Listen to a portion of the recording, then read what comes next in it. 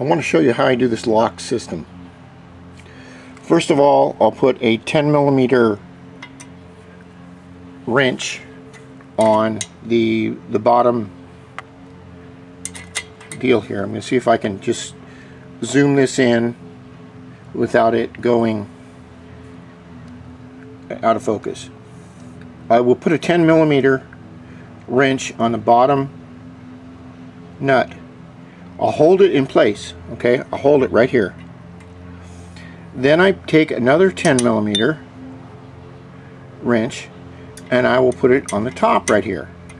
I can't do this with one hand, so I'll explain it. You can get the point. I'll hold the bottom one tight right here,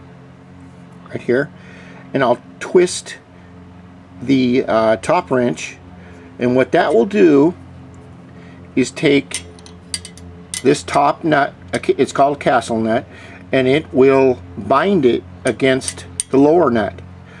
What that does is that holds this lower nut in place.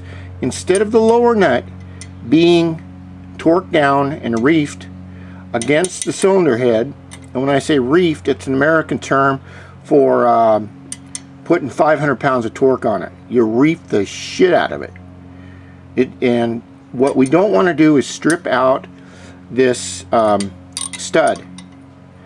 So this is an excellent way of doing it. And if you have oil on the threads and everything, once you release this top nut, you can basically take the bottom one off with your fingers. Now if you're putting on a cylinder head, any kind of cylinder head, you don't need to put it down, put 100,000 pounds of torque on it. Alright? You don't. First of all, your head gasket here is going to shrink.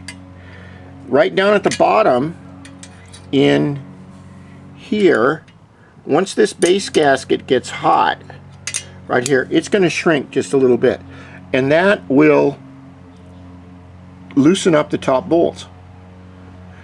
So after the bike is run for maybe, I don't know, 5-10 miles, and it gets hot and it contracts and expands and shrinks, then you can continually tighten down the nuts.